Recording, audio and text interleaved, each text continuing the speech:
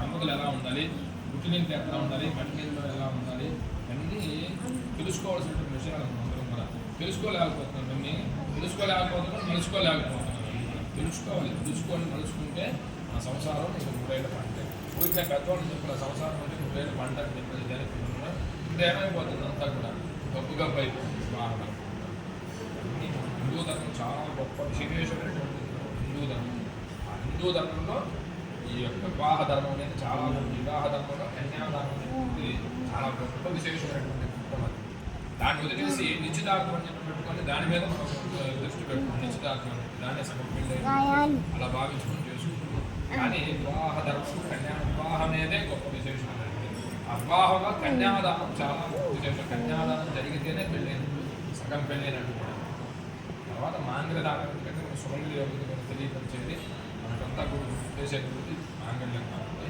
అలాగే మన పెళ్ళిలో కూడా సాక్షాత్ మహావిష్ణువుతో పోల్చి ఆయన్ని కాళ్ళు కడిగి ఆ పైన నిలుచుకున్న పెద్దవాడు మామ పెద్దవాడు చిన్నవాడైనా కాళ్ళు ఎందుకు కడుగుతున్న చిన్నవాడికి మహావిష్ణువుతో పోల్చింది. ఎందుకంటే మా అమ్మాయిని ఇస్తున్న జాగ్రత్తగా చూసుకున్నారంటే జాగ్రత్తగా మన కాళ్ళు కడిగి మన గౌరవించకపోతే మన అమ్మాయిని చూసుకోవాలి కదా ఆయన. కాబట్టి మన ఊరిని మన ఇంటికి గుర్తు చేస్తుంది. రాకూడదు కదా మన ఇంటికి గుర్తుకునే వస్తే ఏమైపోతుంది, నేను చెప్పలేదు. అలాగే అమ్మాయిని కూడా సాక్షాత్ లక్ష్మీదేవితో పోల్చి మంగళకరమైనటువంటి మాంగళ్యాన్ని పూజించి ఆ మెడలో వేసి ఆ వంశాన్ని ఉద్ధరించుగా కళ్యాణం చేస్తాం. మన ఇంట్లో అడుగు పెడితేనే కదా మన వంశం అభివృద్ధి సంతానం అనేది. కాకపోతే ఎట్లా వస్తుంది, సంతానం జన్మ అంటే వస్తుందా? అడుగు పెట్టాలి లక్ష్మీదేవి. ఆమెను జాగ్రత్తగా చూసుకోవాలి. ఇప్పుడు మనం జాగ్రత్తగా చూసుకున్నామంటే తర్వాత మనం కూడా జాగ్రత్తగా చూసుకుంటాం. లేకపోతే ఆడ నుంచే పెట్టండి ఎక్కడైతే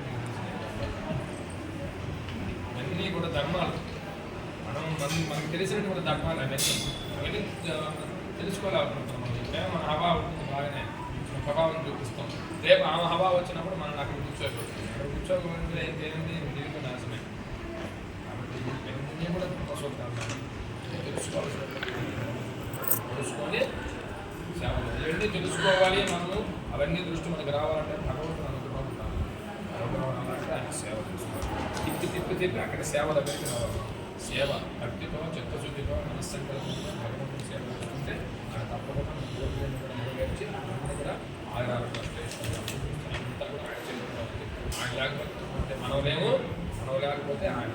కాబట్టి కాలచక్రం కలిగి అన్ని దృష్టిలో పెట్టుకొని భగవంతుని సేవ చేసుకుంటాం. గోవిందా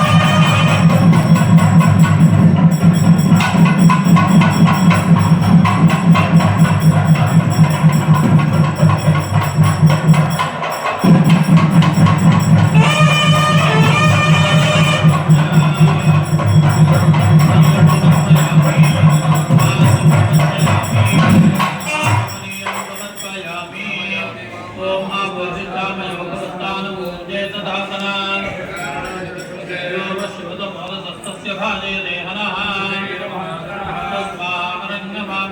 शिक्षया यतिवता समर्पयामि स्नानानन्तरं तदात्मनीयं समर्पयामि स्वामिदेवो सुतकाः पूयमानः अभिजन्ता भक्तवेनो हिरण्याः पुष्पान् प्रतिमो देवदोमापवेदं परमं पवित्रं प्रजापते साधं पुरस्ताद् आयर्यमग्रीकृतमन्त्रशुभमेकवेदं फलवस्वतेजः तद्वाराङ्गरादरसा पञ्चमस्ताकरीजिनीं ईश्वरीं सर्वभूतानां ताभिहोमक्रिये स्त्रियम् आयाने देवदायाने पूर्वा आरोहन्तु पुष्पिणीः साक्षात्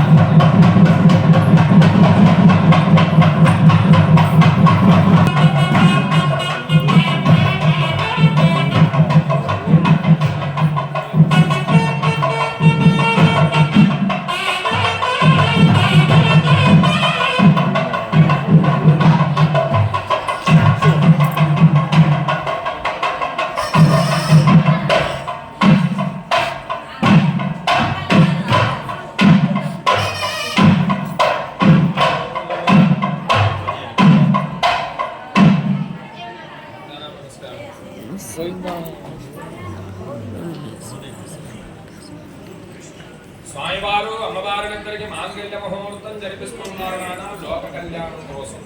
ఈ మాంగళ్య ధారణ జరిగేటప్పుడు పెళ్ళైన వాళ్ళు మీ మాంగళ్యాన్ని మీ తాళి పెట్టి కళ్ళ కట్టుకున్నప్పుడు కూడా సౌభాగ్యలక్ష్మి కూర్చొని పెద్ద వచ్చిందా సిద్ధు పెద్ద